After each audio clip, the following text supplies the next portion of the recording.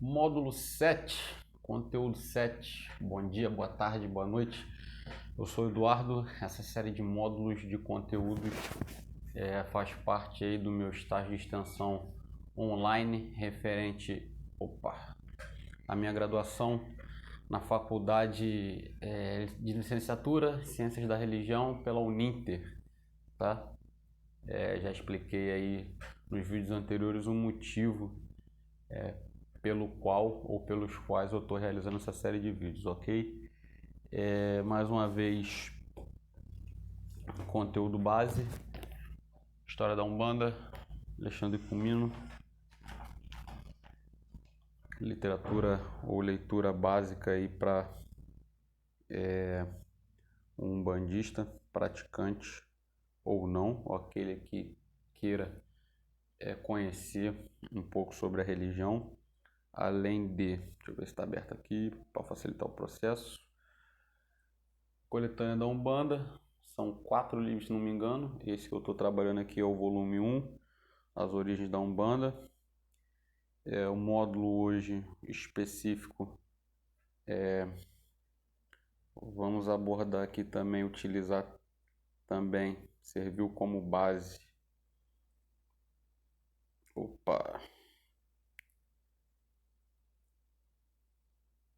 Você vai abrir aqui. Pronto. Primeiro Congresso de Espiritismo de Umbanda, tá? Além das pesquisas que eu fiz em outros livros, internet, anotações, tá? Para poder montar e apresentar esse conteúdo aí, ok?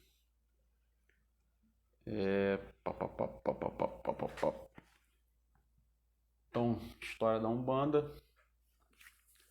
No módulo de hoje vamos abordar o primeiro Congresso de Espiritismo de Umbanda. Vamos lembrar que eu sempre estou batendo nessa tecla e que essa nomenclatura Espiritismo de Umbanda era utilizada porque grande parte dos praticantes entendiam, de fato, grande parte dos praticantes organizados, né? Entendiam de fato que a Umbanda era uma vertente do Espiritismo. Por isso eles denominavam a religião como Espiritismo de Umbanda e se autodenominavam como espiritistas de Umbanda ou espíritas umbandistas, tá? Então, esse módulo tem os seguintes objetivos: identificar o objetivo desse congresso, qual foi a finalidade, por que foi criado, por que se reuniram, explorar as teses apresentadas durante o congresso. Então, diversos terreiros se reuniram. A gente sabe que, e já trabalhamos isso também, que não existia um corpo doutrinário constituído, uma forma doutrinária constituída, e cada terreiro praticava a Umbanda da sua forma, a sua forma de interpretar, a forma que a sua raiz determinou, ou que o guia-chefe determinava. Vamos apresentar essas teses aí, que todo esse conteúdo aqui tá nesse livreto aqui que eu mostrei, tá? Deveria ser também uma literatura básica para entender todo o processo, tá?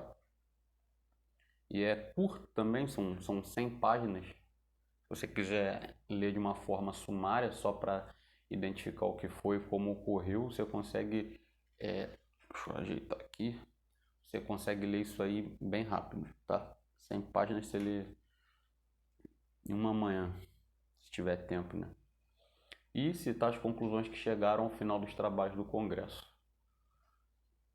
Para alcançar aqueles objetivos, vamos seguir o seguinte sumário. Então, uma introdução, um desenvolvimento, onde vamos abordar o Congresso de uma forma geral.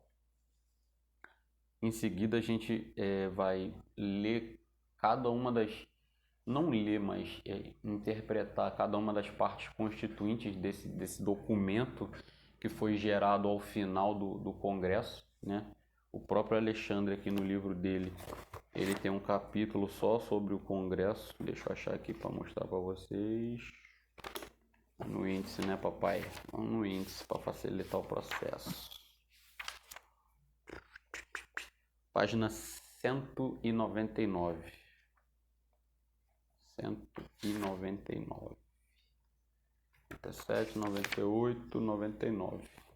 Essa daqui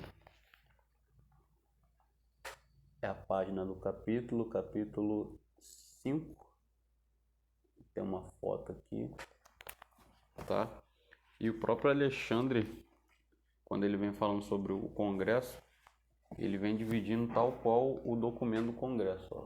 Não sei se dá para ler a introdução, ideia do Congresso, comissão organizadora, tá? Tal qual o documento que foi gerado a partir do Congresso. Então vamos abordar a introdução desse documento, a ideia do Congresso, a comissão e as reuniões que essa comissão fez para determinar o conteúdo, né, o programa do Congresso, o que seria abordado, quem falaria, o que falaria. Então foi um trabalho não só das pessoas encarnadas em si, como também dos guias, já que a comissão rodou, vamos colocar dessa forma, né, ou percorreu alguns terreiros, conversando com guias incorporados, levando as ideias que eles tinham, né, a forma como eles queriam trabalhar esse congresso e alguns temas que seriam abordados, tá?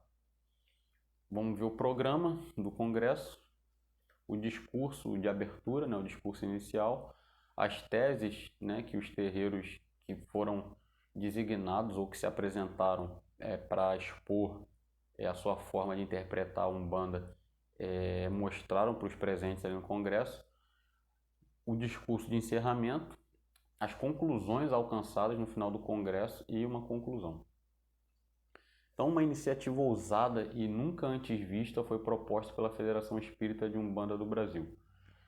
Reunir diversos umbandistas sérios, ouvir sua interpretação da religião, consultar os guias, mentores e entidades de diversas casas. Então, olha aí, o indivíduo, o médium, ele dá a sua versão, a sua visão, ele mostra a sua forma de praticar, eles consultam os guias, os mentores, para ver o que eles achavam ou como eles interpretavam, tá? E os dirigentes também. Então é uma reunião de vários elementos para tentar chegar num denominador comum que seria tentar produzir uma codificação, um norte a ser seguido pelos umbandistas. Então essa não seria com certeza, e hoje inclusive também não é uma tarefa fácil.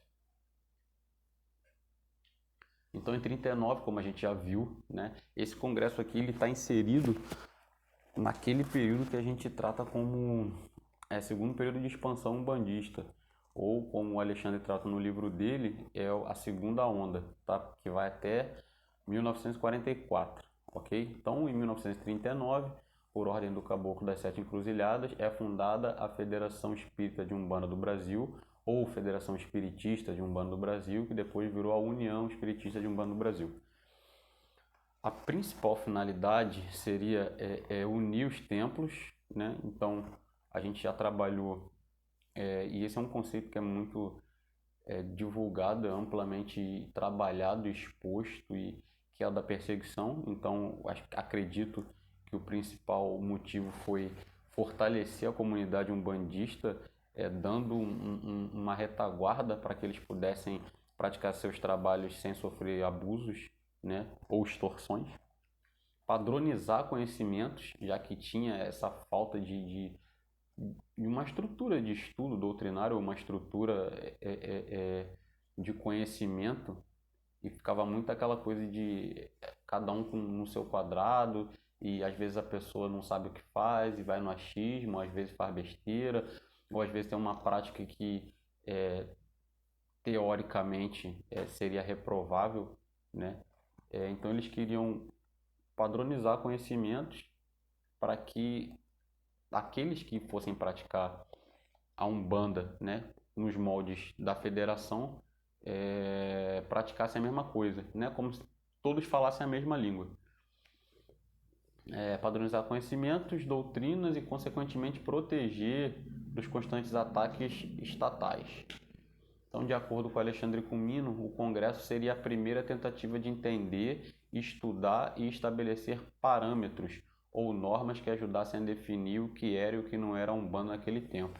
Então, no módulo passado, a gente já verificou que aconteceram sim outras reuniões ou formas federativas, né? Só que a proporção que esse primeiro congresso alcançou, acredito, né, pela própria forma como ele é tratado hoje, como ele é estudado, ou como ele é colocado em evidência, acredito que na época tenha sido o congresso que mais tenha se destacado pelas suas obras. Fato é, né, que até hoje, 2020, a gente está falando do congresso ainda e das suas posteriores consequências ou repercussões.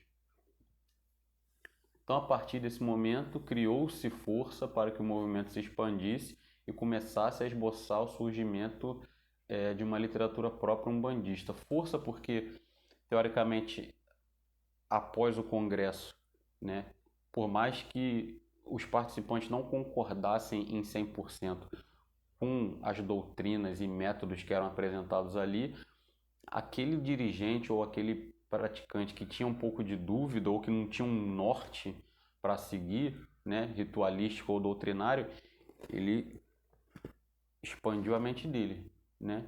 Isso aí eu acredito ser normal em qualquer reunião que você se proponha seriamente a estudar não só um fenômeno religioso, né? Você se depara com outras pessoas, com outra forma de encarar aquele fenômeno, com outra forma de interpretar, com outra forma de praticar. E você, a partir do momento que você faz esse momento de união, de fato, você acaba agregando um monte de valores e conhecimentos, né? Não só da religião, mas também como, né, sociais.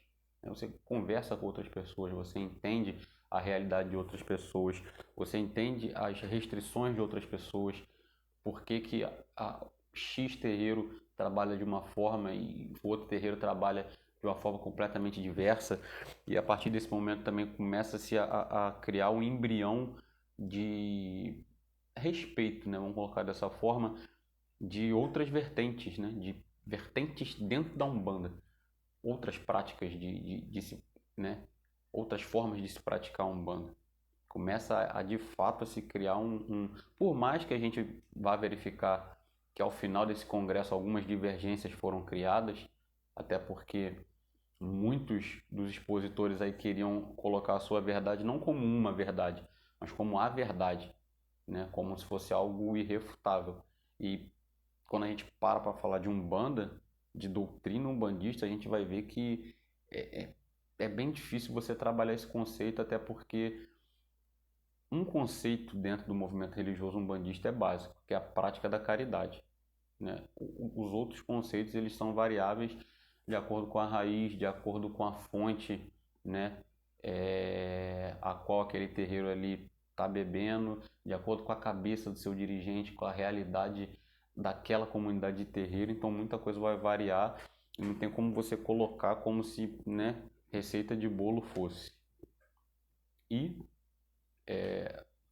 a gente fala aqui da literatura própria, porque a partir do momento que as pessoas apresentam, né, o seu pensamento organizado em forma de teses, de trabalhos, não só aquele que se propôs a escrever, mas aquele que está ouvindo, ele começa a criar esse entendimento de que ele também é capaz, a partir do seu conhecimento de vivência, né, transcrever uma forma organizada de rito ou um objeto de estudo específico dentro da Umbanda, como ponto riscado, o uso de erva. Ele, pelo conhecimento dele, ele pode escrever algo que seja relevante, ok? Então, ao realizarmos uma busca na internet, verificaremos que a maioria das publicações que se tornaram populares e até referências para os umbandistas ocorrem nesse período, tá? É uma coisa que eu não falei, que esse documento do Congresso aí, se vocês botarem no Google lá, primeiro Congresso de Espiritismo de Umbanda, vocês vão achar esse arquivo em PDF lá. É pequeno, dá para baixar tranquilo, tá? Isso aqui também é um fato, e a gente vê que a maioria dos textos, livros escritos por umbandistas, nesse período, nesse segundo período, eles começam a surgir os montes, né? E essa forma organizada, estruturada de você reunir os umbandistas para passar conhecimentos, né, religiosos, filosóficos, sociais, etc., servem também como combustível para incentivar que aquela comunidade ali, aquele povo de santo, eles comecem a produzir também os materiais de estudo doutrinário. Então, Alexandre afirma ainda que, apesar da diversidade de interpretações de conceitos e formas de se praticar a religião, o primeiro Congresso de Espiritismo de Umbanda terminou com um saldo positivo para seus praticantes. É o que eu falo. E quando a gente for começar a bater... Aqui estão os resumos que eu fiz, né? Quando a gente começar a bater um pouco das teses, a gente vai ver que tem muita coisa que são conceitos que são bastante antagônicos, tá? Mas apesar disso, de formas diferentes de se encarar o movimento religioso, no final o saldo acabou se mostrando positivo, tá? Existem reflexos que perduram aí até hoje. Nesse evento também, apesar dos atritos, né, de alguns religiosos buscarem afirmar que a sua verdade era a verdade absoluta, inicia-se o entendimento da pluralidade na Umbanda. É o que eu falei agora. Então, juntou um monte de umbandista, cada um com a sua forma de praticar, com fio de conta diferente, com rito diferente, com roupa diferente. Aí você começa a entender que a Umbanda não está apenas no seu terreiro, ou ela não se resume apenas à prática do seu terreiro. Aí você começa a pensar fora da caixa. Você conversa com um irmão de santo, um dirigente conversa com outro dirigente, ele vê uma prática que poderia facilitar o trabalho dele, ou ele vê um trabalho que poderia ser implementado, que iria complementar as práticas daquela casa, tá? Então, o saldo, no geral, apesar dos pesares, é bastante positivo. Vamos falar um pouco do congresso ainda, né? Uns praticam a Umbanda de Mirim, outros praticam a Umbanda de Zélio. Mas todas as vertentes tinham um objetivo em comum, a caridade. Eu falei, esse é o ponto-chave, o ponto base. Não importa se teu terreiro ele tem sessão fixa, ó, de 8 às 10 da noite, e o outro ele começa às 8 e não tem hora. Ou se a cor simbólica de algum teu terreiro é vermelho e na do outro é azul. Isso aí é o que menos importa. O que fica marcado aqui é o objetivo fim de cada agremiação, que é a prática da caridade, é a manifestação do espírito para a prática da caridade, ok? Desculpa. Todos utilizavam a manifestação do espírito para amenizar as doenças do corpo, como? Através das rezas, através dos passes, através do receituário de elementos ou remédios vegetais, garrafadas, chás, etc. E doenças da alma, né? Aí com os aconselhamentos, né? Com aconselhamentos tanto no campo guia, encarnado como encarnado, por que não? Muitas das vezes, você como médium, sem estar incorporado, você pode estar sanando um problema de ordem, né, psicológico ou sentimental de um assistente, né, uma conversa, né, por empatia ou por ter passado por uma situação semelhante, né, por ter um grau de maturidade um pouco mais elevado, certo? Então, amenizar doenças do corpo, doença da alma. Após 8 dias de atividade, o congresso termina, tendo como fruto um livro de 120 páginas, que foi esse que eu mostrei aqui no celular, tá? Onde foram compiladas as informações que foram compartilhadas no transcorrer do evento. Então é essa capa aí, essa é a capa original, tá?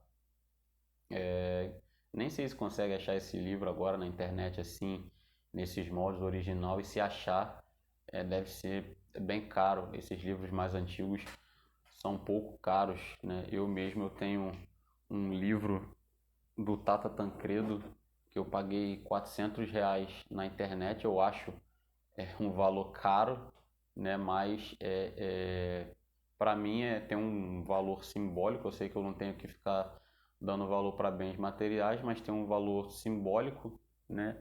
e é completamente diferente. Apesar de eu ler conteúdo em PDF, livro em PDF, eu tenho essa necessidade de pegar o livro físico, né? Pegar o livro, pegar o lápis ou a caneta e a régua e marcar, fazer anotações, pegar o marcador de texto e marcar ali o livro. Eu sinto essa necessidade, né? Apesar de ter o PDF, eu prefiro o impresso.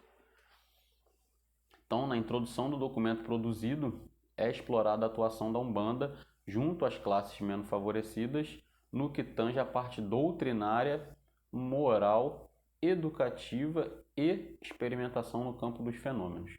Tá? Então, ele vem abrangendo diversos conceitos, né? A ideia era, de fato, criar uma codificação que conseguisse contemplar a todos os pormenores da vida do indivíduo enquanto encarnado, tá? Vamos agora para a parte da introdução. Eu passei aqui? Não, né? Já comecei a introdução aqui. Voei. Então, essa introdução, deixa eu ver se eu acho o PDF aqui. Ela de fato tem no livro, tá? Vamos ver se vocês conseguem enxergar aqui, ó. Introdução. Aí tem um texto. Aí depois tem aqui, ó, a ideia do congresso. Então, está aqui tal qual no documento que foi produzido a partir do congresso, tá? Deixa eu minimizar aqui.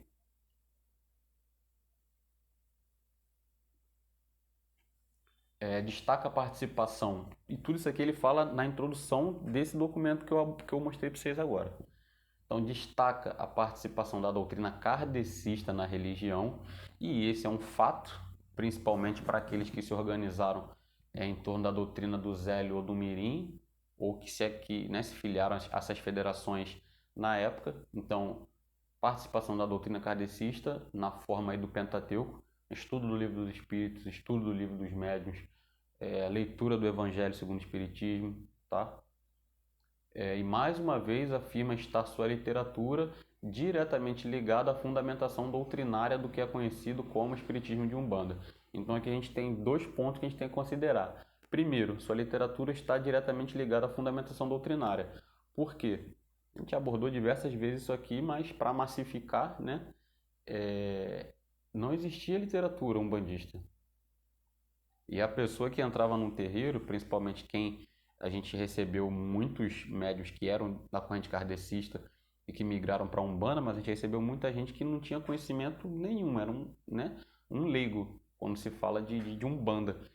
E como é que você vai explicar isso para a pessoa se você não tem uma base doutrinária, você não tem uma bibliografia para indicar? Então, o estudo era todo baseado na literatura kardecista. Então, Umbanda é a manifestação do espírito para a prática da caridade. Ok, espírito. O que é o espírito? Aí vai lá no livro dos espíritos, definição de espírito, encarnações sucessivas, como se manifesta o espírito na matéria, efeitos físicos, tipos de médium, o que é o médium, o que é a mediunidade, como que esse médium dá passividade para a entidade atuar através dele. Então, tudo isso aí foi se aprendendo com a doutrina kardecista. Tá? Então, ele fala, ó, diretamente ligado à fundamentação doutrinária. Hoje, inclusive, quem não faz, eu acho muito difícil a pessoa falar que não lê nada de Kardec, porque ela pode não ler diretamente o Kardec, né? Ou pegar o livro e ler. Mas muito do que se é estudado hoje, se você não lê diretamente o Kardec, vem, né, por influência da doutrina kardecista. Tá? Isso aí é um fato que não tem como a gente negar. E o outro, né, a fundamentação doutrinária do que é conhecido como Espiritismo de Umbanda. É o que eu sempre falo, né? Muitos de fato acreditavam ser a Umbanda uma vertente do Espiritismo, justamente por ter acontecido, ter nascido, ter sido anunciada em um centro espírita e por ter toda a sua base doutrinária até, né, vamos botar até o Léo de Souza lançar a magia, o espiritismo, a magia, etc. Eu sempre confundo, mano. E as 7 linhas de Umbanda, Léo de Souza. Até ele lançar esse livro, que é tido como o primeiro, a base doutrinária era oral, anotações que eram feitas, estudos no terreiro e espiritismo, tá? Então cabe lembrar, né? Cabe sempre lembrar que por possuir diversos adeptos que eram membros do centro espírita, que eu falei, migraram do espiritismo para a Umbanda, e por realizar o estudo de sua doutrina, haja visto não existir literatura umbandista na época, né? Então esse é um fato que não tem como a gente negar. Muitos identificavam como espiritismo de Umbanda, muitos que eram do espiritismo migraram para a Umbanda, até porque a gente sabe que a mediunidade ela tem vários tipos, né? E alguns eram ou possuíam essa afinidade em dar passagem, né? Em incorporar os espíritos, o que não era bem visto nos centros kardecistas, né? Era visto como um atraso, né? Principalmente se fosse como aconteceu na situação do Zélio, que foi espírito de negro, de índio, etc. Tá? Eu não posso falar com precisão porque eu não estava lá e o meu estudo não é aprofundado nessa área, mas eu acredito que o estudo era mais experimentação e posteriormente aí começou aquele trabalho de psicofania e gente, como é que chama lá? Psicografia, ok?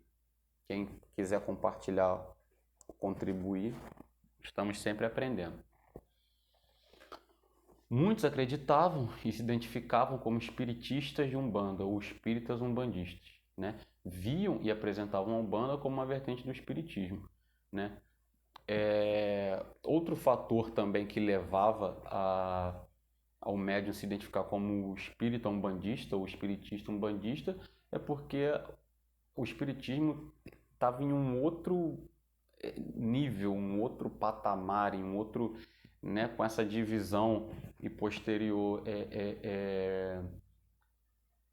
trabalho de reforçar, né, essa divisão em alto espiritismo e baixo espiritismo. Eles queriam desassociar a Umbanda do que era visto como baixo espiritismo e ligá-la, né, ao espiritismo de Kardec, que era visto ou interpretado como, né, superior, elevado, etc., cheio de virtudes, enfim.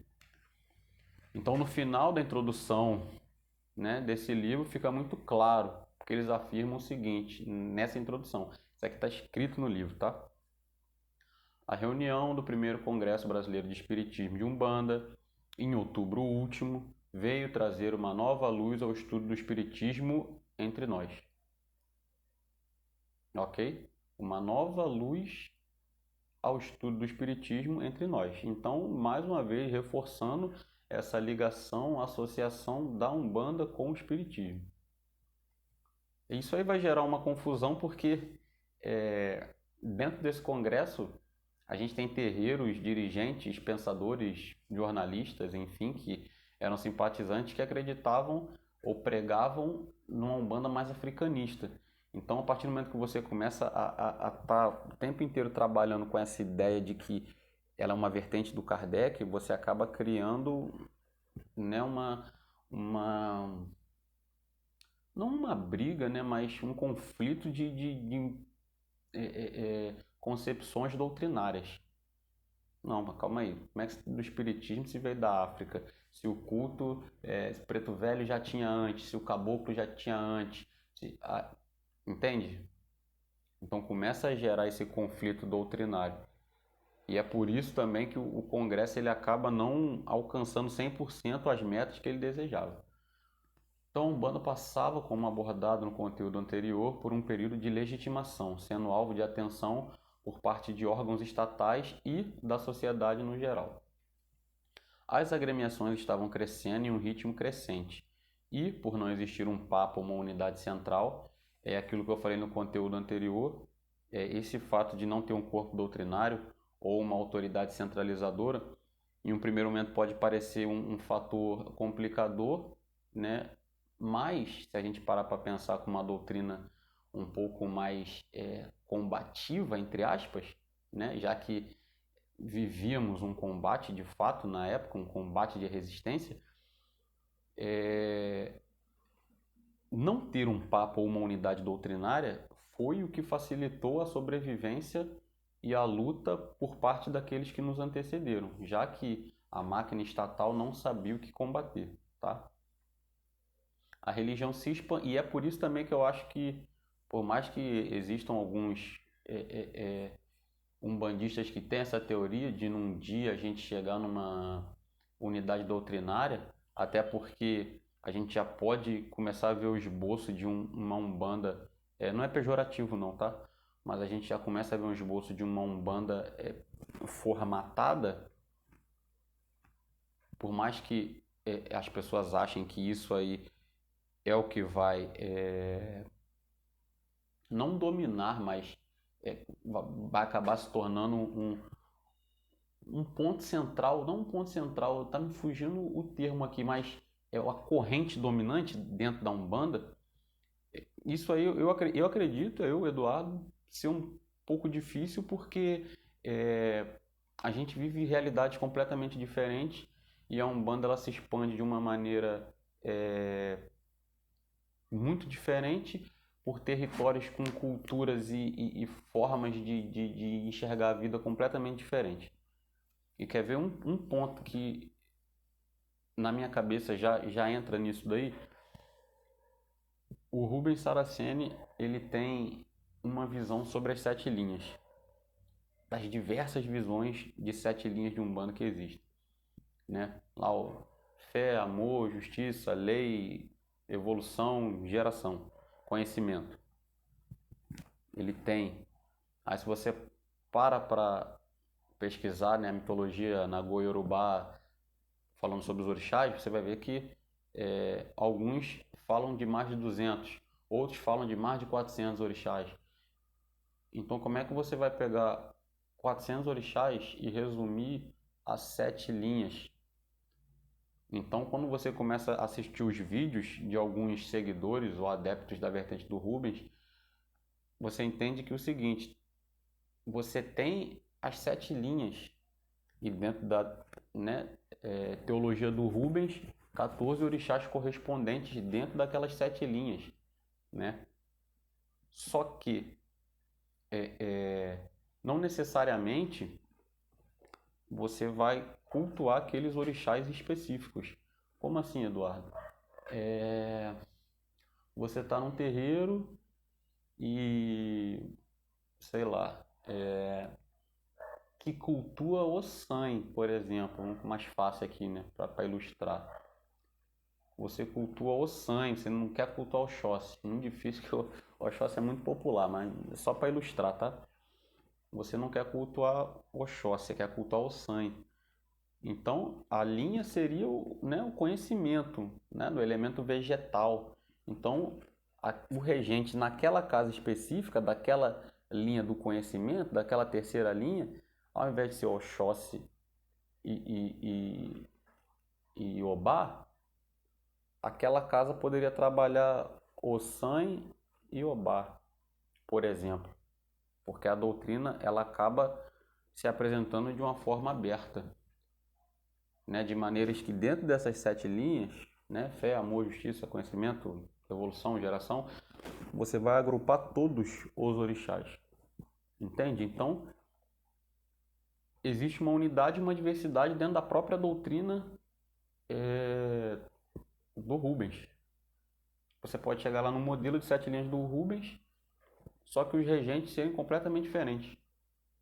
Inclusive, o adérito, eu posso ter interpretado a doutrina da casa do adérito errada, mas o adérito, inclusive, ele tem elementos na casa dele que são da escola do Mirim, ele tem elementos que são da doutrina do Rubens, e ele tem elementos que são da Santa Rita de Cássia.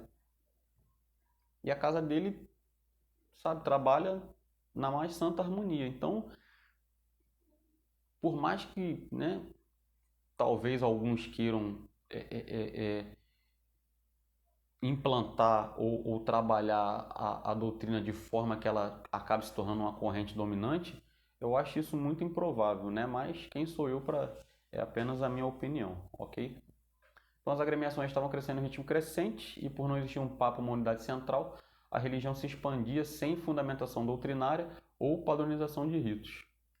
Em virtude dessa deficiência, muitos mal-religiosos abriam seus templos e executavam práticas reprováveis, dando a elas o nome de Umbanda.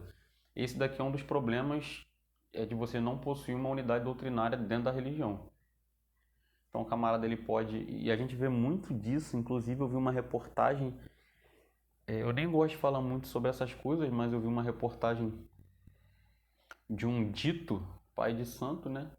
Que abusava sexualmente, né, de fiéis aí, alegando que era para um benefício espiritual daquela pessoa, né? E isso é muito importante não só para o praticante da Umbanda, mas também para o simpatizante ele se informar. Porque se ele se informa, ele sabe que se o guia, ele pegar onde não deve, opa, isso aí não é guia não, isso é charlatão. Sabe? Quando entende-se a doutrina e o que está dentro do limite ou não daquilo que, né, a casa, a doutrina, o guia pode fazer, você já identifica quando o cara está de pilantragem. Você já identifica, né? Eu já frequentei diversas casas em alguns estados do Brasil que eu passei, né? Eu já vi casas que trabalhavam de uma maneira excelente e eu já vi casas que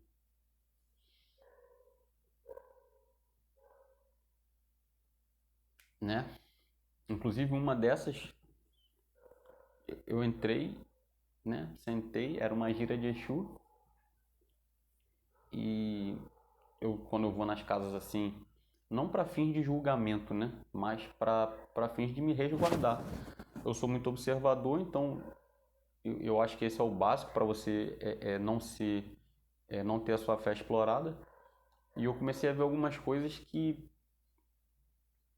não a nível doutrinário, né? Porque você não consegue enxergar ou contemplar a doutrina daquela casa com uma visita, mas a nível comportamental. E eu, né?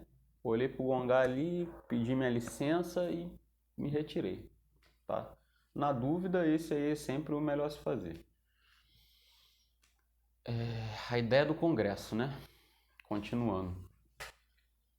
Além disso, como exposto no livro, a falta de homogeneidade de práticas levava à confusão por parte de leigos, com o que seria ou não a Umbanda, facilitando a exploração nas mais variadas formas. Foi o que eu acabei de citar. Então a ideia do congresso pode ser sintetizada, né? Pode ser resumida no que nos traz o livro, este documento aqui que eu mostrei para vocês. Então, fundada a Federação Espírita de Umbanda há cerca de 2 anos, o seu primeiro trabalho consistiu na preparação deste congresso, precisamente para nele se estudar, debater e, olha, botei em negrito, codificar.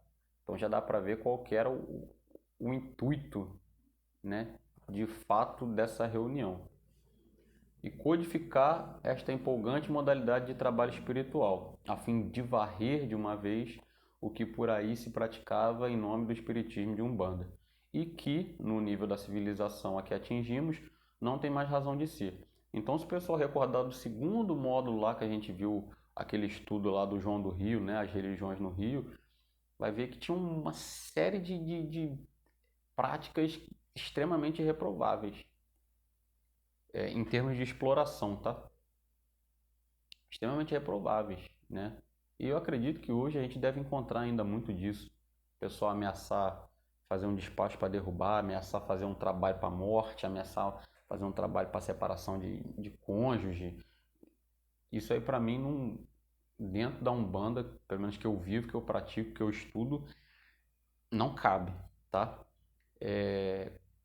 Se a gente parar para pensar ainda com a mentalidade da época, né? Então, para eles, reprováveis é uma série de coisas.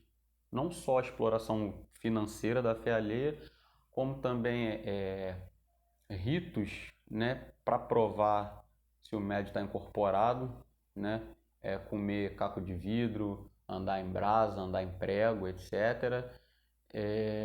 Acredito que também para eles, com a mentalidade que eles tinham na época, o sacrifício animal também seria uma prática reprovável. O depósito de oferenda em via pública, acredito que também para eles, com a mentalidade que eles tinham na época, seria uma prática reprovável. Então, o campo de práticas reprováveis aí é bastante extenso, né? Inclusive, com essa afirmação aqui, vocês veem que eles acabam querendo se colocar num nível intelectual ou evolutivo superior, tá? Que não corresponde à realidade. 4 meses antes do início das atividades, eu falo que não corresponde à verdade ou à realidade, porque não é se a vertente faz o corte ou se não faz que vai tornar ela mais ou menos evoluída. Eu já falei que eu não estaria em uma casa que realiza o corte, né? Mas hoje eu entendo e respeito e sei o significado daquilo ali, e não é isso que vai determinar se aquela casa vai ter mais axé ou menos axé. Então a gente tem que tirar um pouco esse ranço de superioridade, né? Que inexiste isso aí, né? São suas atitudes como ser humano que vão definir o seu nível de evolução e maturidade espiritual. Tem muita gente boa dentro de terreiro, dentro de igreja, dentro de templo religioso aí, que faz as, né, piores atrocidades aí no âmbito familiar. Então, 4 meses, vamos tratar agora de comissões e reuniões, né? 4 meses antes do início das atividades, a diretoria da então FEUB, né, a federação, nomeou uma comissão para organizar o congresso, o que se mostrou uma tarefa bastante difícil em virtude de diversos fatores, né? Por que diversos fatores? Tempo, locomoção, diversidade doutrinária, diversos fatores, tá? A dificuldade de montar um programa que atendesse à realidade de todo mundo, né? Vários foram os fatores complicadores para que o Congresso fosse apresentado de uma forma mínima aceitável, né? Vamos colocar assim. Então foi necessário um mês inteiro apenas para organizar o programa do Congresso e os assuntos que seriam objeto de estudo e debate ao longo daquele evento. Você imagina que naturalmente, quando você cria um evento dessa magnitude, você vai ter alguém que vai chamar para si a responsabilidade de organizar aquilo, de escrever no papel como que... E naturalmente, aquela pessoa que chama para si a responsabilidade, ela vai criando e moldando de acordo com as suas percepções religiosas e pessoais. Então começa, além do conflito doutrinário e etc., tudo isso que eu já falei, começa também o conflito de egos, né? O senhor Eurico Lagden-Morbek, o então presidente da federação, efetuou uma série de reuniões preparatórias onde, devidamente autorizado, ouviu o que tinham a dizer as autoridades espirituais que incorporavam em diversas casas em busca de orientação. Então o camarada ele não pegou... Ó a moto. Peço desculpas antecipadamente se os senhores e senhoras estiverem escutando aí barulhos de moto, carro, carreata, carro de som, porque eu moro numa rua próxima, né, próxima à rua principal, e o fluxo aqui é muito grande, pessoas, veículos, etc. Peço desculpas antecipadamente. Então ele não foi fazendo troço de orelhada, eu acho que é isso e acabou. Não, eu interpreto assim, quero trabalhar isso aqui, eu acho que isso aqui é importante, é relevante ser explorado, e levaram para entidades de diversos terreiros, agremiações, para ver da entidade se aquilo que ele estava querendo apresentar era relevante, né, ia ser algo positivo para a comunidade, e se aquelas entidades também teriam algo, né, de doutrinário ou de moral para acrescentar naquele evento que iria acontecer, tá? Isso aí é humildade também, né? Demonstração de humildade. Então a primeira reunião ocorreu na tenda espírita São Jerônimo, em agosto de 41, onde, conforme documentado, a equipe organizadora conseguiu identificar os obstáculos que deveriam ser transpostos. A segunda reunião, né, ocorreu em setembro na tenda Humildade e Caridade. Começou a ocorrer um esboço do que deveria ser tratado no Congresso, né? Um esboço do programa que deveria ser apresentado. Ainda no mês de setembro, ocorreu o quarto encontro na tenda São Jorge. Ali alguns pontos foram confirmados, né? Entre a comissão dirigentes, médios, etc., e também com os guias e mentores espirituais que se manifestaram naquele encontro, né? Desculpa. A quinta reunião foi na tenda Nossa Senhora da Conceição, onde, por intermédio dos médiuns, receberam novas orientações e esclarecimentos das entidades manifestantes.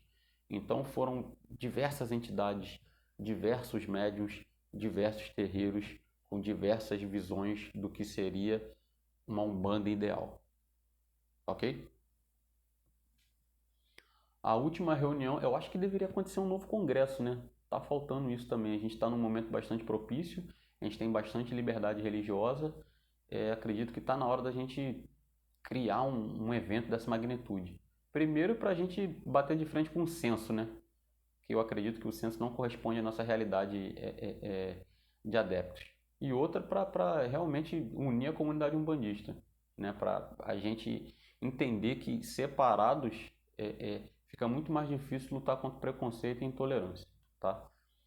Então, a última reunião foi realizada às vésperas do Congresso, onde quase que a totalidade da diretoria da FEUB encontravam-se presentes, além de diversos dirigentes e representantes de outras tendas, que ainda não tinham sido ouvidos até aquele momento.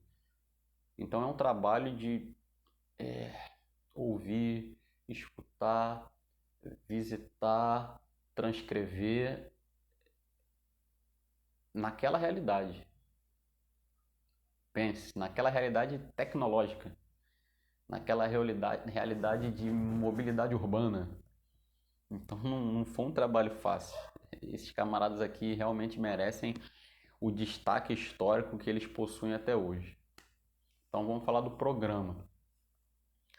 Ao findar de 4 meses de intensos trabalhos, a comissão organizadora elaborou o seguinte programa, que seria seguido ao longo do Congresso.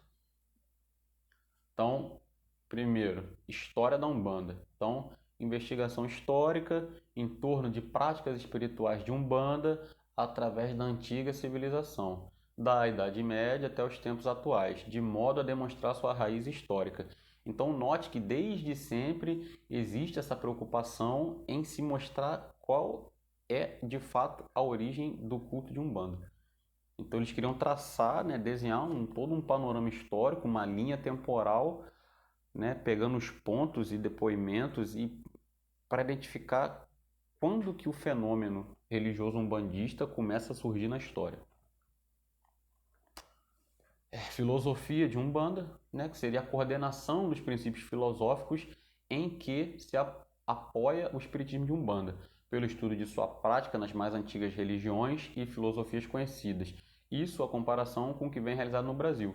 Isso aqui nada mais é do que um estudo comparado de religiões, né? Quando a gente fala, principalmente nesse período aí de princípios filosóficos, a gente vai bater muito com religiões orientais, né? A gente vai bater muito com confucionismo, a gente vai bater muito com shintoísmo, a gente vai bater muito com hinduísmo, talvez o islamismo, tá? Então, tudo isso foi feito um trabalho de religiões comparadas, isso trazendo para a nossa realidade atual. Doutrina umbandista, né, que seria a uniformização dos princípios doutrinários. Então, a partir do momento que todo mundo que está ligado àquela federação vai seguir esses princípios aqui. Esse também foi um fator que gerou uma repercussão negativa, que gerou um conflito, e alguns membros, inclusive, a partir desse congresso, por divergência doutrinária e não querer seguir essa uniformização de doutrina, se separaram fundando suas próprias federações, tá? Uniformização dos princípios doutrinários a serem adotados no Espiritismo de Umbanda pela seleção dos conceitos e recomendações que se apresentarem como merecedoras de estudo para um maior esclarecimento de seus adeptos. Ritual de Umbanda, que seria a coordenação das várias modalidades de trabalho conhecidas, né? Então coordenar. Vamos lá, pessoal. O que na sua casa é feito?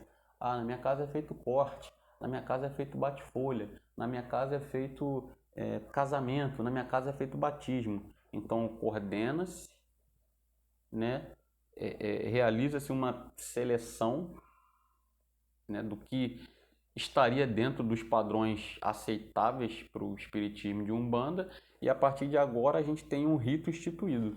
É um livro que a gente pode comparar com isso aqui, é esse livro Manual Doutrinário Comportamental, lá, lá, lá, lá, lá, lá, lá, lá, lá, que vem todo um passo a passo de ritual para uma casa da vertente Umbanda Sagrada. Pode ser aplicado em outras vertentes, não tem problema nenhum. O livro, ele não deixa, ele não restringe, eu falo isso por uma interpretação minha, mas o livro ele não deixa amarrado ou não é impositivo. Só quem segue a Umbanda Sagrada, não, muito pelo contrário, tá? É um livro muito bacana, eu gosto muito desse livro e tem bastante ilustrações, o linguajar ali, os textos são bem simples, de fácil compreensão, eu gosto bastante. Então seria um comparativo aqui, tá? E recomendar-se a adoção da que for considerada a melhor de todas em todas as tendas. Então, eu tenho 10 tendas que fazem bate-folha, né? Eu tenho uma tenda que faz o bate-folha dando com a folha na cara do assistente. Eu tenho outra tenda que só, né, energiza ali, não encosta. Então, se a federação achasse que essa segunda forma fosse a mais adequada, ou se a federação achasse que para o consulente acordar para a vida tem que dar na cara dele mesmo com o maço de erva, aquela prática ali seria adotada entre todas as tendas filiadas à federação. Consegue entender? Ok. Mediunidade de Umbanda, então a coordenação de várias modalidades de mediunidade. Olha isso aqui também, ó. Isso aqui 41, gente. 41. Coordenação das várias modalidades de se desenvolvê-la. Várias modalidades. E sua classificação segundo as faculdades e aptidões dos médios. Gente, 1941. Quando que o umbandista começou a de fato trabalhar mediunidade de psicografia? Anos 90. Assim, abertamente, né? Tal qual o espiritismo. Anos 90 que eu saiba, eu posso estar enganado. Né? Mas com o Norberto Peixoto, com o Rubens Saraceni, com o Robson Pinheiro, né? Com Tambores de Angola. Foi o primeiro livro que eu li nessa temática e é bastante importante para mim na minha trajetória, tá? Como um bandista. E mais começou mesmo a ser explorado isso aí anos 90. Hoje, em 2020, ainda existe muito bandista que acha que a incorporação é o foco da religião. E não é. E não é. Então é manifestação do espírito para a prática da caridade. Se o espírito não quiser incorporar, ele quiser fazer a caridade dele através da psicografia, deixando mensagens edificantes. O cara não vai poder psicografar porque é um bandista. Então, lógico que não, cara. Então, não necessariamente todo mundo que entrar no terreiro vai ser médium de incorporação. Ele pode ser médium de psicografia, de efeitos físicos, ele pode ser médium vidente, clarividente, clareaudiente, né? Pictográfico. Então, tá lá no livro do Kardec, cara. Tá discriminado lá, né? A classificação segundo as faculdades e aptidões. Então, isso não é restrito ao médium kardecista. E muito umbandista ele fica frustrado porque ele tá ali 2, 3, 10 anos no terreiro, não incorpora, porque talvez, por que talvez? Porque os fatores são diversos, mas talvez a mediunidade de incorporação não é a mediunidade com a qual ele possui mais afinidade.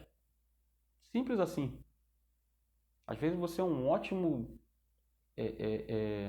vidente, né? Ou clarividente, você vê coisas, ou você vê o futuro, passado e possibilidades, e você não está desenvolvendo isso porque você está preocupado com a incorporação. Então você está direcionando sua energia, o seu foco para o lado contrário, ok? Então em 1941 já se preocupava com isso. Chefia espiritual, né?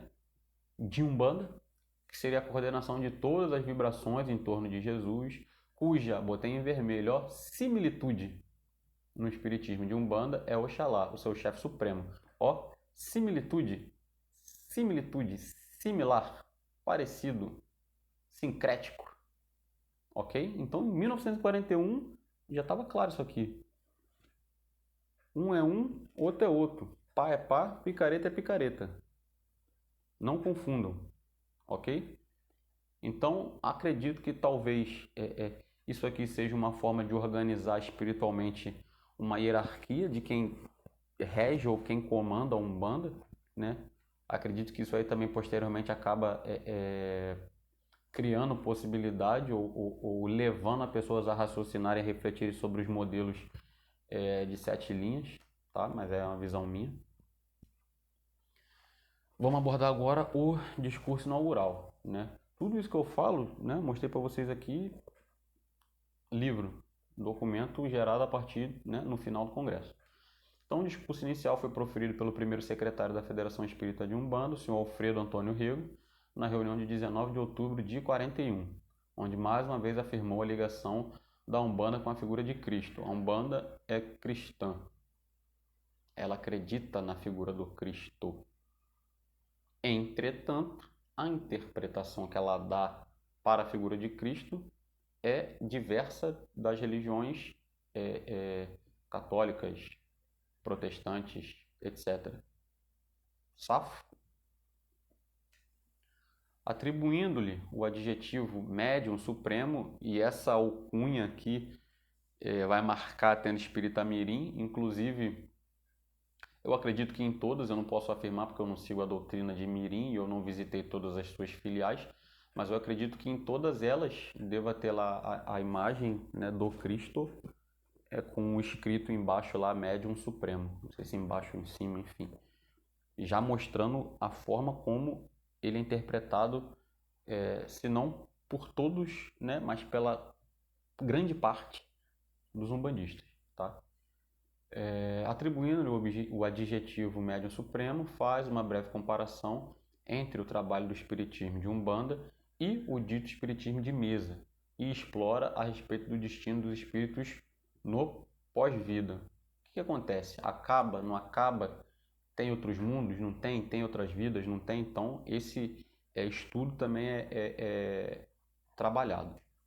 Então, o senhor Alfredo sintetiza, né, na afirmação abaixo, o objetivo da FEUB, através da realização deste congresso.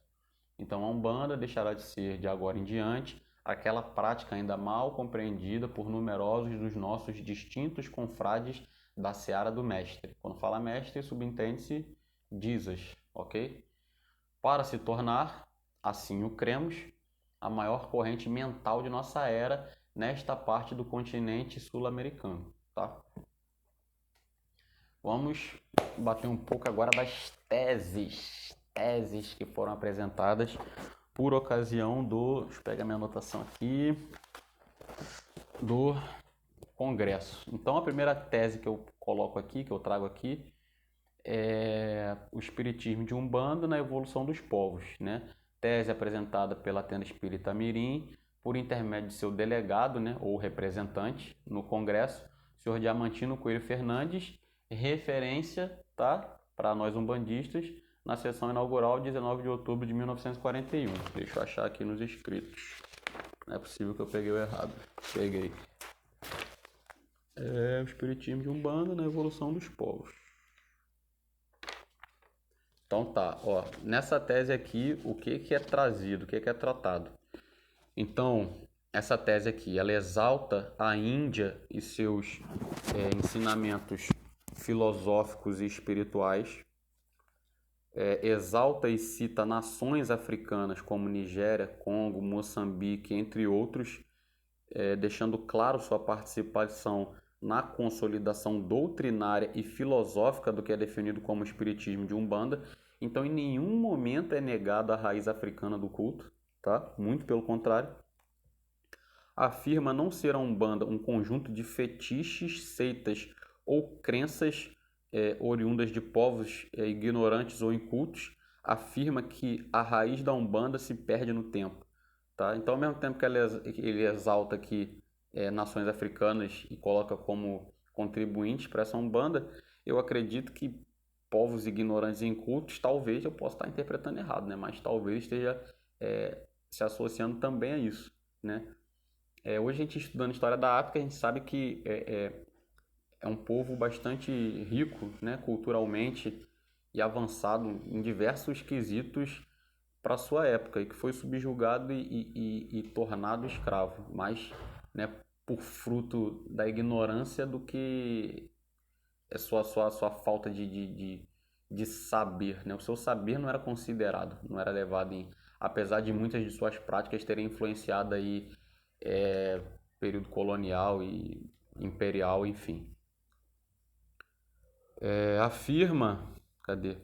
Que o vocábulo Umbanda vem de Aum Bandan, né? A-U-M, né? O Aum, ou Om, né? Que é o primeiro som do universo, que tem origem no sânscrito e significaria o limite do ilimitado. Então aqui começa o primeiro esboço de um significado do que seria a palavra Umbanda, né?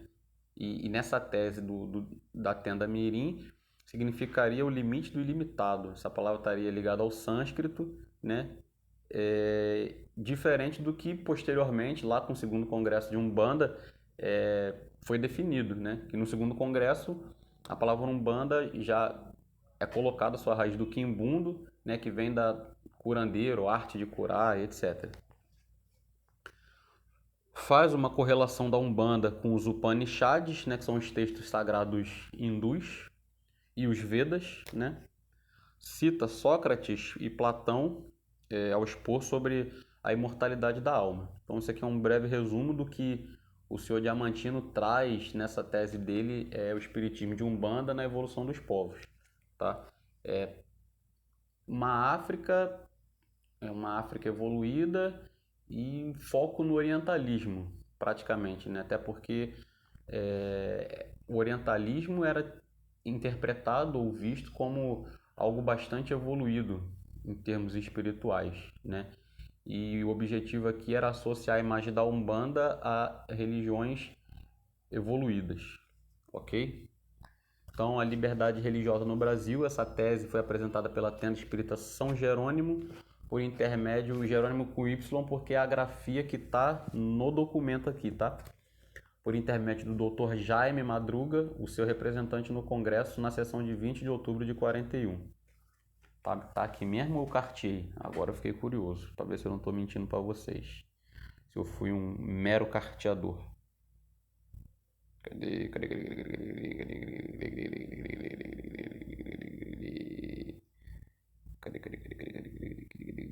Os textos são grandes das teses, tá? Eu dei uma resumida aí só para sintetizar as ideias chaves.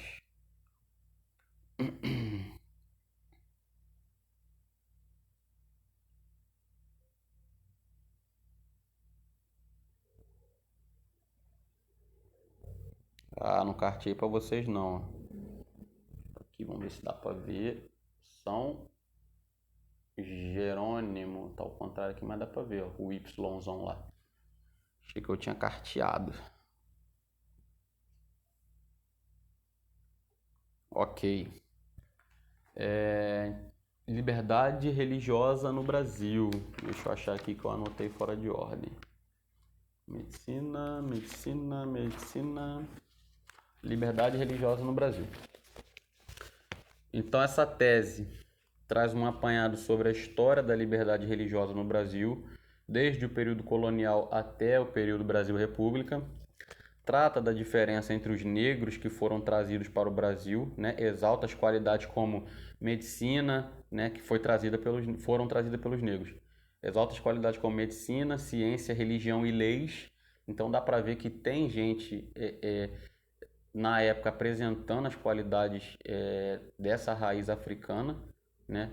Olha aqui que o camarada trata como positivo ou traz como positivo a medicina na época dos africanos, medicina vegetal, né? A ciência, a forma de se praticar a religião, os regulamentos e leis que eles possuíam, né?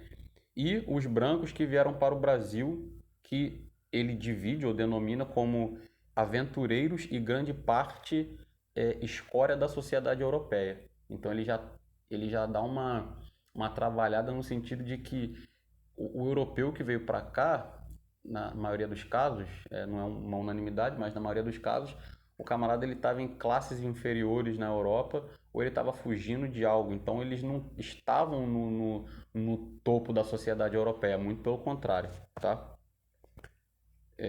Isso aqui é um fato muito importante trabalhado, porque são poucos os escritores que eles colocam a coisa sob essa ótica, né? De exaltar as qualidades culturais e etc.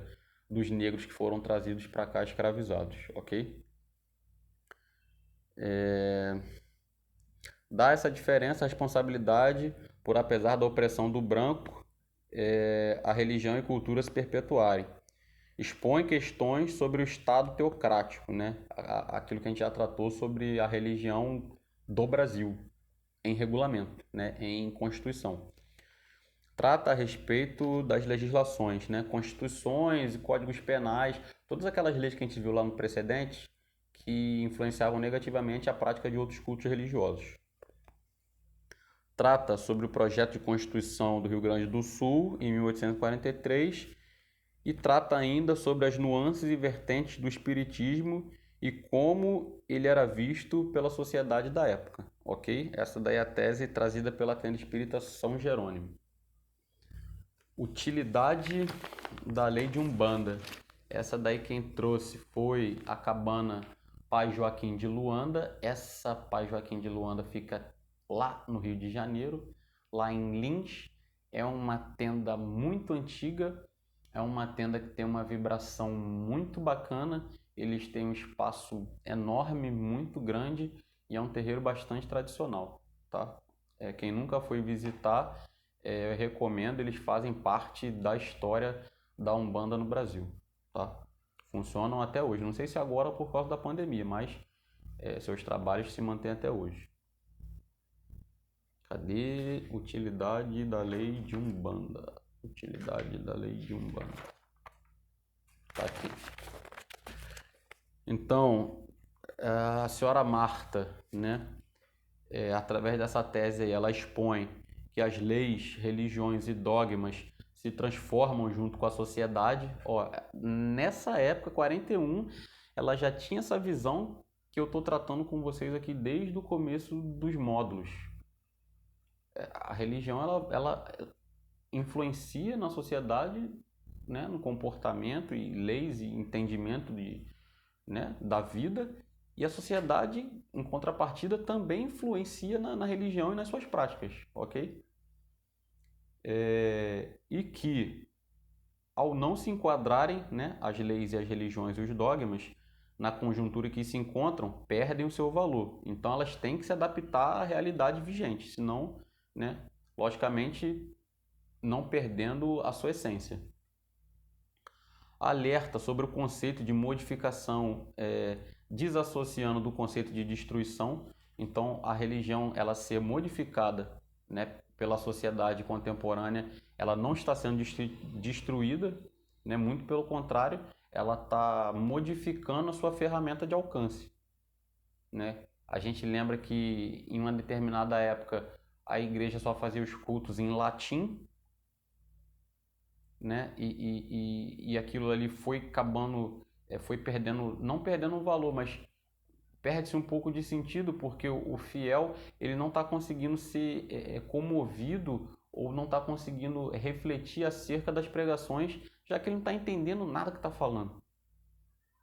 Então a igreja começa a se adaptar a essa realidade, né, da época, e começa a se criar, a se trabalhar o culto na língua nativa, né? Na época, para o pessoal mais ortodoxo, com certeza foi um sacrilégio, mas a gente vê a longo prazo que decisões acertadas, ok?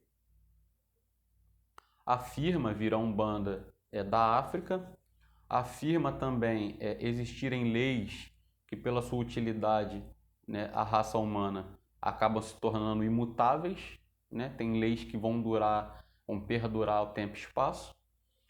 Afirma existirem emanações e manifestações dos espíritos por todo o planeta, não sendo por obra do homem, e sim de Deus, né? Não só de todo o planeta, mas do universo como um todo, né? Explora a relação entre Jesus e as leis, né?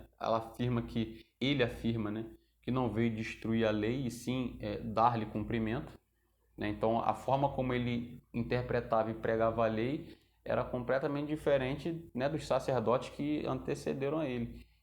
E com certeza muito do que foi feito contra a pregação que ele executava foi em virtude dessa contrariedade, tá? Traça um painel onde explora a origem e aplicabilidade do espiritismo, afirma que os desencarnados podem influenciar tanto positiva quanto negativamente os encarnados, então cria essa noção de que eles não vêm só para te dar boas mensagens, mensagens edificantes, te ajudar a evoluir. Existem também os espíritos que estão num grau de evolução mais baixo, que, né, a, a, a, a intenção deles ou o objetivo, o propósito de existência deles é fazer o mal, fazer a negatividade, né? E essa batalha é travada também no plano espiritual, né? O bem contra o mal, assim dizendo, né?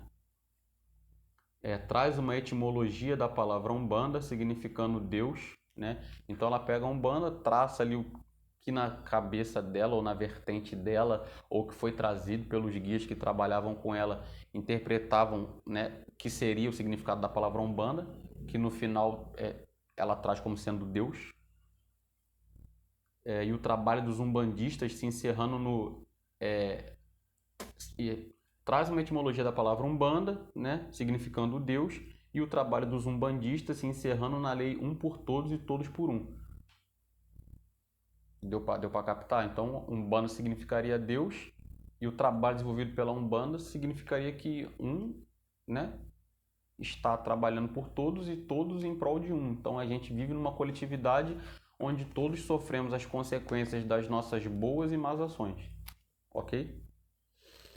Diz que as práticas exercidas pelos maus umbandistas devem ser combatidas, citando como exemplo a ultrapassagem de fronteira de um país pelo outro, que causa incidente diplomático e que, à luz da lei, está passível de ataque. Eu acho essa palavra muito forte, né? Principalmente na nossa atual conjuntura. Eu acho essa palavra muito forte, ataque. Essa é a palavra que está no documento, ataque. Então, na bucha, se eu vejo ali, vamos pensar com a cabeça da época, tá? Se eu vejo um camarada que ele se intitula um bandista ali, e ele está fazendo um sacrifício animal, uma oferenda, né, para um orixá, de acordo com essa tese aqui, ipsis literis, tá? É o que está escrito. Eu poderia atacar aquela agremiação, atacar literalmente, para fins de manutenção de uma umbanda pura. Parece familiar isso aí que a gente vê hoje? Então eu acho que isso aqui não é muito o caso não, tá? Mas, no geral, o que ela traz de tese, de reflexões é bastante positivo, tá? Umbanda e os 7 planos do universo. Então essa tese foi apresentada pela Tenda Espírita Humildade e Caridade por intermédio do Sr. Alfredo Antônio na sessão de 21 de outubro de 41. Umbanda e os 7 planos do universo.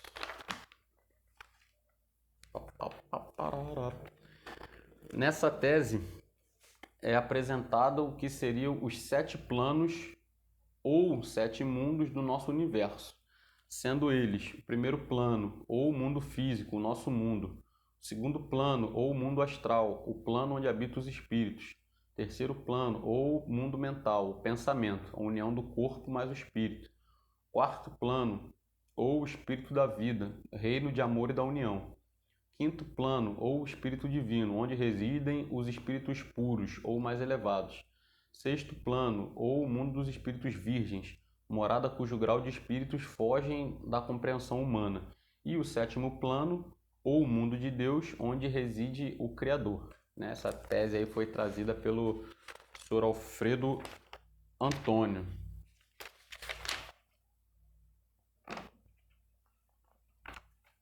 Ih, gente. Vai dar problema.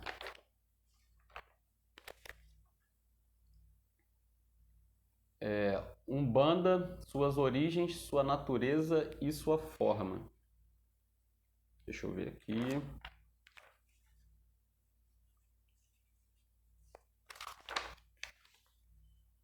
Umbanda, suas origens, sua natureza e sua forma. Ok. Então, apresentada aí pelo Dr. Batista de Oliveira na reunião de 22 de outubro de 1941. Umbanda, suas origens, sua natureza e sua forma. Então afirma ser a Umbanda africana, mas não da África Ocidental, e sim da África Oriental, mais especificamente do Egito. Diz que o barbarismo afro, né, acredito eu estar se referindo ao corte às oferendas, se deve à deturpação que ocorre durante a transmissão oral da cultura e da doutrina. Diz de maneira preconceituosa que essa deturpação de culto foi trazida por uma escória que nos trouxe com suas mazelas, com seus costumes grosseiros e com seus defeitos étnicos e psicológicos, tá? Isso é o que traz aí a tese, suas origens, sua natureza e sua forma, ok? Algumas tendas eu concordo, outras teses eu não concordo, mas isso aqui é para ilustrar como eles estavam interpretando na época. Cadê?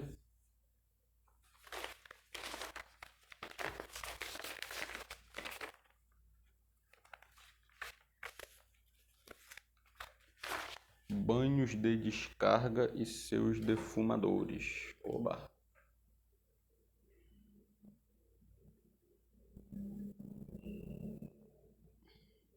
Eu fico anotando as coisas num monte de papel e quando eu vou pegar os papéis aqui, eu me confundo nos papéis. Muito bom.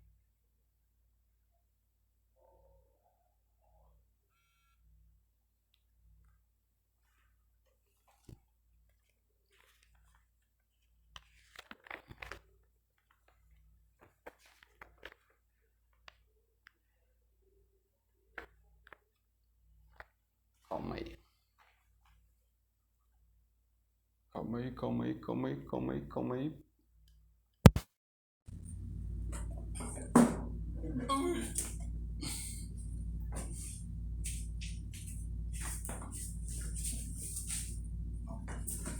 Eu fico anotando nisso um monte de papel, aí depois eu fico igual doido. Ah, tá.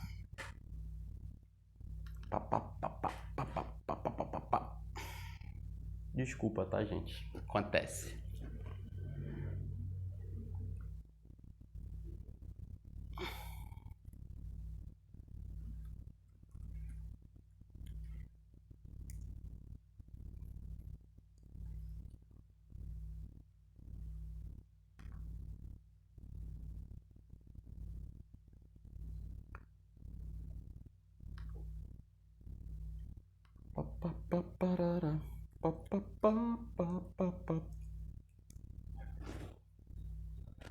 Vamos lá.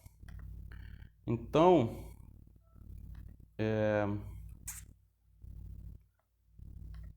essa tese aqui, ele traz aqui uma compreensão sobre a lei da Umbanda quanto aos banhos de descarga de fumadores, sobre infusão e efeitos terapêuticos no organismo, ou momentaneamente pelos enfermiços, defumadores individuais, né, aqueles que são triângulozinhos assim, né, até tem um espiritual que eu uso, que eu gosto bastante. Alguns afirmam que essas práticas são semelhantes a ambientes destituídos de cultura.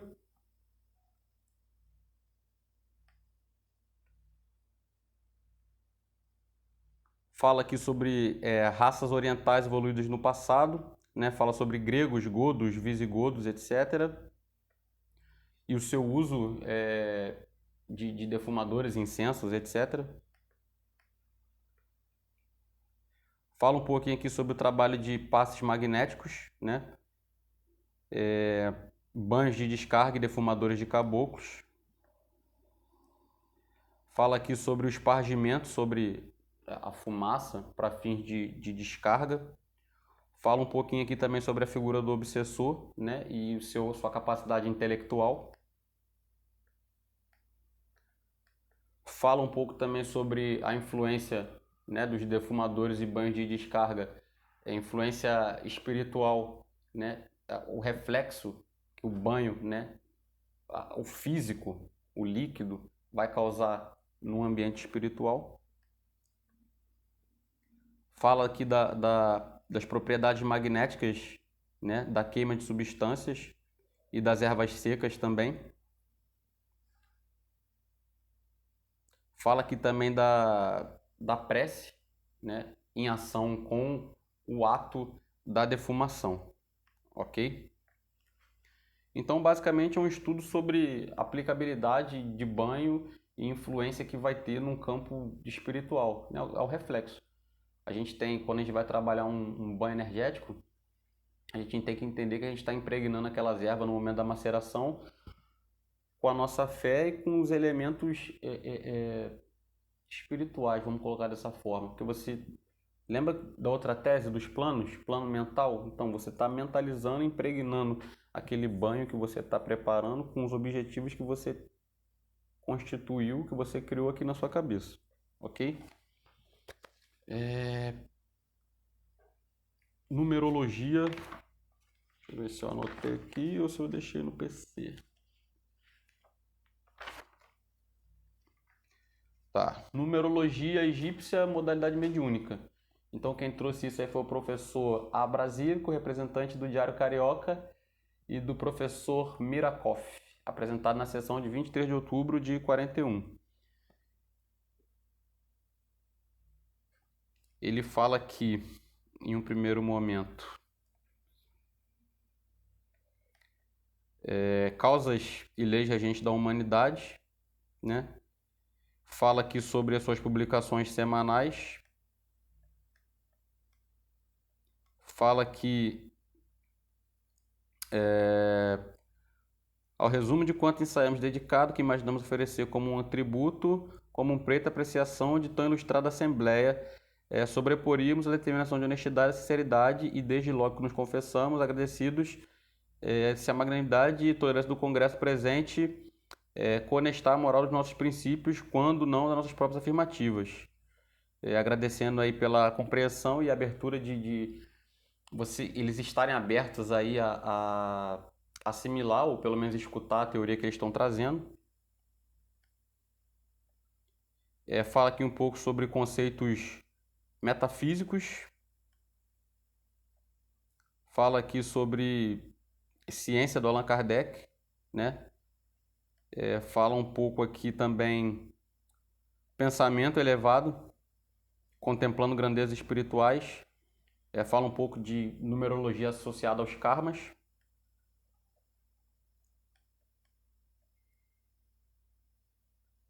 Fala aqui também, cita aqui Rockefeller, né, sobre poder mediúnico.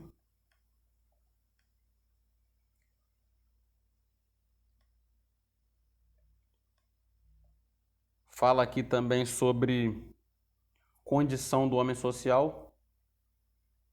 Fala também sobre condicionar a raça ou a religião professada,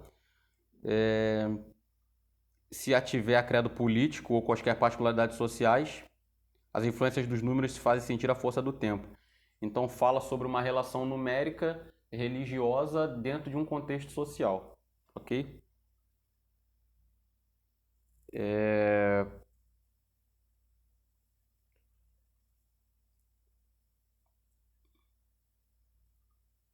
Todos os seres humanos, cita ele no final aqui, têm vontade de dias melhores e de todas as ciências ocultas que ofereceu um caminho definitivo e a numerologia egípcia no campo imenso do espiritismo de Umbanda. Fala aqui também particularidades construtivas, destrutivas. Na realidade, ele faz um paralelo aqui sobre um paralelo comportamental numerológico do homem inserido no ambiente umbandista, ok? Para mim foi uma tese um pouco confusa aí, mas serve para demonstrar aí que o campo de estudo da Umbanda ele não está restrito só às religiões ou práticas conhecidas, certo? O camarada ele traz também elementos cabalísticos aí, e quem for estudar um pouco do Tato Tancredo vai ver que ele tem um livro que ele fala só disso, né, que é a Cabala Umbandista, que é associando o poder dos números a um trabalho mediúnico umbandista, ok? Não sei se eu consegui me fazer entender com facilidade aí. Espiritismo de Umbanda, como ciência, religião e filosofia.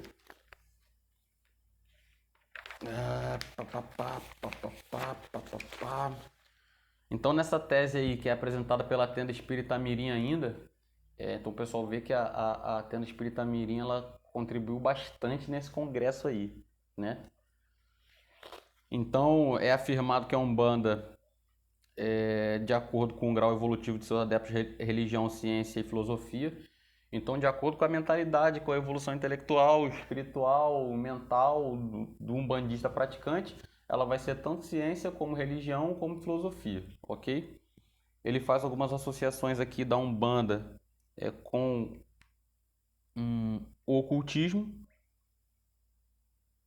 tá? No começo da tese aqui, ele fala um pouquinho aqui de... Vamos colocar reconhecimento, né? Ele coloca o seguinte: os espíritas do Brasil devem à Federação Espírita Brasileira o conhecimento de uma volumosa bibliografia, trazida dos maiores autores do século passado e do presente, no qual os nossos espíritos têm aprendido ensinamentos preciosos. Isso é uma realidade. Até hoje eu leio muitos livros espíritas de fato. Um que eu tenho muito apreço é aquele ali da Sueli, Dimensões Espirituais do Centro Espírita.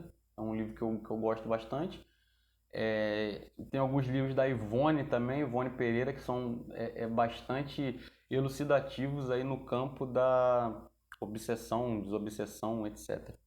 Obsessão mais, né? Traz o seguinte conceito de Paracelso: a verdade é uma só. Os homens é que a dividem de acordo... Os homens é que a dividem e lhe dão nomes diferentes. Medicina em face da Umbanda. Então, essa tese é apresentada pelo Tenda Espírita São Jorge, por intermédio de seu presidente, Dr. Antônio Barbosa. Faz menção ao Caboclo das Sete Cruzilhadas, afirmando ser ele o idealizador da Federação de Espiritismo de Umbanda.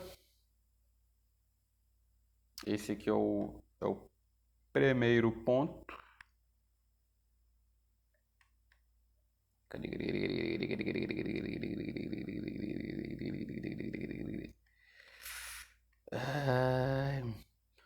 Fala que múltiplos são os fatores que concorrem para as doenças mentais, tornando-se difícil fazer uma observação completa do indivíduo, né? Então, tratando aí, ele traz essa questão do resolver problemas médicos, né? Físicos médicos através da terapêutica umbandista.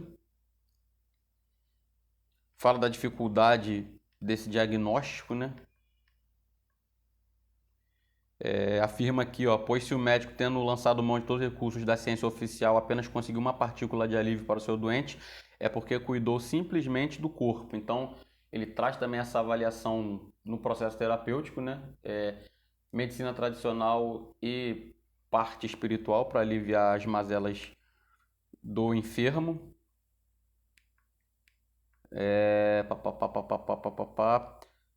Fala aqui um pouco sobre a existência de ascendentes imediatos ou imediatos do doente, né? Vício transmitido, colateral e unilateral, convergente.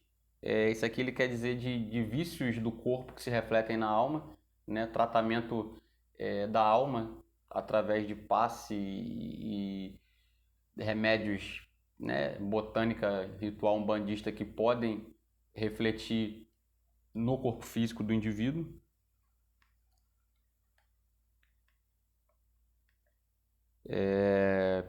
Fala um pouquinho aqui também sobre a capacidade de recuperação e do trabalho em conjunto entre medicina e espiritualidade para melhor atender o enfermo.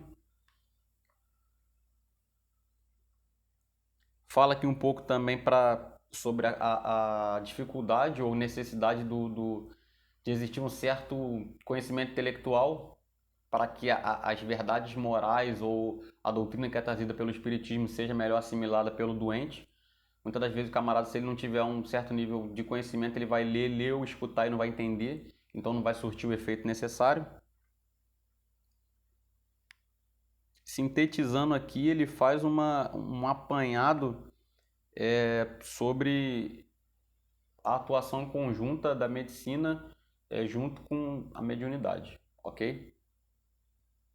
Cristo e seus auxiliares, tese apresentada pela Tenda Mirim, mais uma vez, né, pelo senhor Roberto Ruggiero, ou Ruggiero, eu não sei.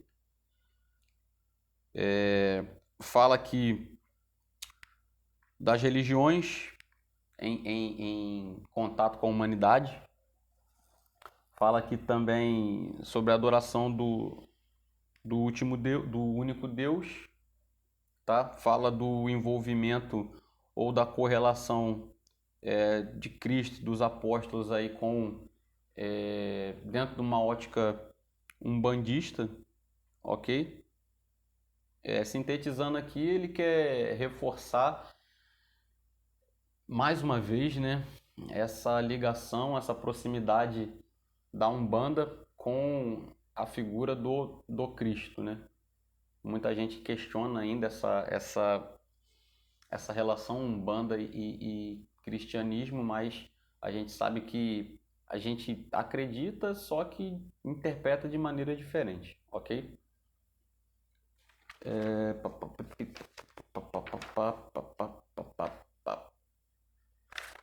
Cantados e riscados no Espiritismo de Umbanda.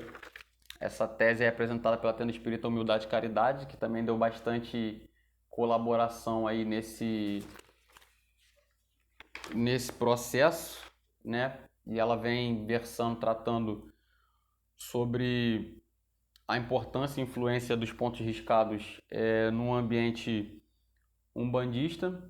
Ela traz um pouco de conhecimento teórico do que seria esses pontos cantados, né? Traz alguma versão, a gente sabe que hoje, na realidade que a gente vive de divergência doutrinária, é discutível um pouco sobre a origem e aplicabilidade desses pontos cantados e riscados dentro dessa ótica aí umbandista. Muitos desses pontos que foram apresentados ao longo do Congresso acabam gerando uma certa divergência porque a forma de se interpretar é diferente. Se a gente pegar ali o WW da Mata, né? E a gente pegar uma vertente que pratica a Umbanda de Mirim, uma vertente que pratica a Umbanda Sagrada, você vai ver que os contextos, as formas de interpretação de pontos de escada, acho que o ponto cantado é menos, né? Porque a gente parte de uma ciência, né? De vibração, som, atuação do som no ser humano, musicoterapia, etc. Então acho que o ponto cantado é mais, consegue chegar num consenso maior. Ao ponto riscado você vai ver diversas divergências, tanto na simbologia quanto em aplicabilidade e significados, né?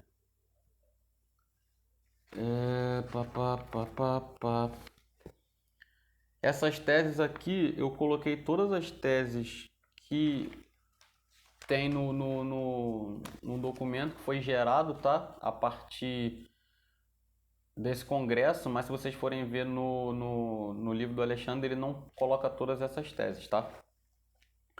Então essa tese aí, Ocultismo através dos tempos, é apresentado pela Tenda Espírita São Jorge, através do senhor Tavares Ferreira, em 24 de outubro de 41.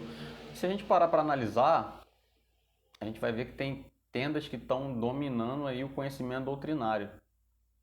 Eu acho que talvez esse tenha sido um dos elementos que tenha provocado uma certa cisma, né? Uma certa divergência entre os terreiros, tá? Em um primeiro momento pode soar como uma imposição doutrinária, mas essa é uma visão do Eduardo. Então, nessa tese aí é feita uma comparação entre o ocultismo e a Umbanda, afirmando-se as suas práticas aí iguais, mas com um nome diferente. Cita a importância, como já falei diversas vezes, de conceitos orientais ou de filosofias orientais, né? Confúcio, Buda e Lao Tse.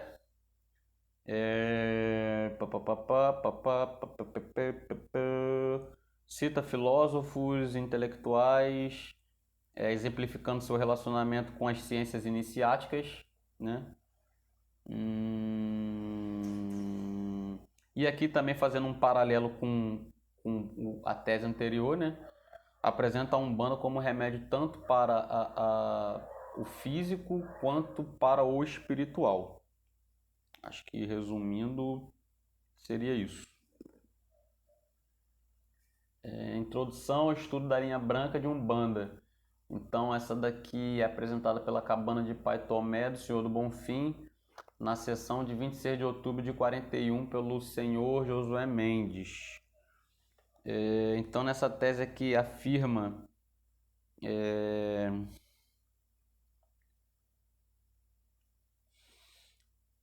diz ser necessário para o adepto tornar-se um sacerdote, passar por todas as etapas de aprendizado. Então ele coloca que você não pode ser, grosso modo, né? Você não pode ser mestre se você não foi aluno. Então você tem que passar por todas as etapas iniciáticas do seu terreiro, agremiação, para você se tornar um sacerdote de fato e de direito. Tal qual um estudante em escolas convencionais, ele fala. Traz a importância da iniciação, do estudo e do saber que se está professando. Então isso aqui hoje em dia está muito em voga, isso aqui, né? Você saber o que você está falando, você pesquisar, você estudar, você ser um especialista na sua religião. Você não precisa ser um teólogo, né? Mas você tem que saber o mínimo do que você está professando. Até porque quando você entende o que você está professando, a sua fé é melhor trabalhada. Traça um esboço de hierarquia mediúnica, no qual divide, ele coloca uns graus, né? Ele coloca uns graus iniciáticos, vamos colocar dessa forma aqui. Que ele divide em médium regular, bom e o ótimo, ou neófito, iniciado, sacerdote, mestre e conforme desenvolvimento moral e intelectual que vai variar, né, conforme o desenvolvimento moral e intelectual do seu adepto. Então, depois do sacerdote viria o mestre, né? Seriam graus hierárquicos dentro do movimento religioso. Essa é uma das diversas divisões. Cada casa possui sua divisão. Lá na tenda Mirim tem suas divisões também, né? Lá o Bojá Mirim, Bojá Guaçu, Murubixaba, eles têm também as suas denominações hierárquicas lá. Acho que é isso. É isso, né?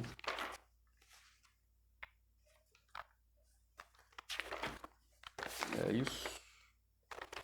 Fechou. Vou botar aqui. Peço desculpas aí. É muito papel, eu fico todo enrolado aqui.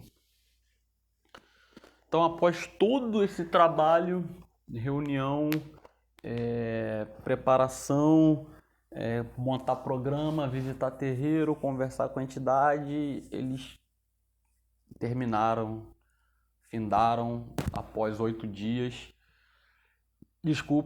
o congresso. Então, iniciando o discurso, o senhor Alfredo Antônio Rego, a quem coube a responsabilidade de proferir as palavras finais, expõe a importância, né, dificuldade e pioneirismo da atividade que todos ali reunidos desempenharam.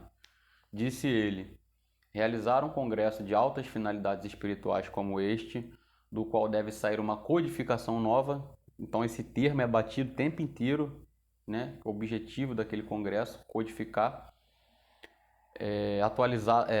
realizar um congresso de altas finalidades espirituais como este, do qual deve sair uma codificação nova, atualizada do espiritismo de Umbanda no Brasil, era, senhores congressistas, o fantasma que no domingo passado defrontávamos e que de alguma forma nos atemorizava ante as nossas fracas capacidades. Eu dupliquei aqui, peço perdão pelo erro gráfico. Acontece. Tal afirmação deixa clara a intenção do Congresso, que era a codificação de Umbanda, é o que eu estou sempre tratando. Então eles queriam dar um norte doutrinário para aquelas agremiações. Declara que se irradiará a partir daquele momento uma nova era para o espiritismo no Brasil, afirmando de maneira profética. Por que profética? Porque se concretizou. Que a Umbanda ultrapassaria em breve, não tão breve, as fronteiras do país, né? Como eu já comentei no vídeo anterior, hoje você tem Umbanda no Japão, na Austrália, Portugal, Alemanha, enfim, diversos países aí. Encerra suas palavras realizando uma prece para Jesus e Maria, agradecendo o empenho de todos os participantes, agradecendo o apoio dos mentores e rogando proteção, luz e bênçãos para as autoridades constituídas. E aí, Eduardo, depois desses 8 dias aí e 2 horas de vídeo que você está fazendo aí, que conclusão que eles chegaram? Então, eles alcançaram as seguintes conclusões, né? E, teoricamente, isso aqui deveria ser um código, vamos colocar dessa forma, já que a gente está falando tanto de codificação. Teoricamente, isso aqui deveria ser seguido por todas as casas, tá? Filiadas à federação. Primeiro, o espiritismo de Umbanda é uma das maiores correntes de pensamento humano, existente na Terra há mais de 100 séculos, cuja raiz provém das antigas religiões e filosofias da Índia. Então eles colocam, depois que eles jogaram aquele monte de teses e debateram e chegaram num consenso de que a Umbanda vem da Índia. Fonte e inspiração de todas as demais doutrinas religioso-filosóficas do Ocidente. Então, não só a Umbanda, de acordo com essa conclusão, mas todas as vertentes religiosas são oriundas da Índia. Ok? Segunda conclusão que chegaram no final desse congresso. A Umbanda é palavra sânscrita, cuja significação em nosso idioma está com K por causa da nomenclatura lá, que está escrita no documento. Umbanda é palavra sânscrita, cuja significação em nosso idioma pode ser dada por qualquer dos seguintes conceitos. Então, ou princípio divino, ou luz irradiante, ou fonte permanente de vida, ou evolução constante. Então, esse seria o significado da palavra Umbanda, né, após o Congresso, né, após as discussões entre os congressistas. Terceiro, o espiritismo de Umbanda é religião, ciência e filosofia segundo o grau evolutivo de seus adeptos, estando sua prática assegurada pelo artigo 122, parágrafo 4º da Constituição Nacional de 10 de novembro de 1937 e pelo artigo 208 do Código Penal a entrar em vigor em 1º de janeiro de 42. E bem assim, o ritual que lhe é próprio no mesmo nível de igualdade das demais religiões.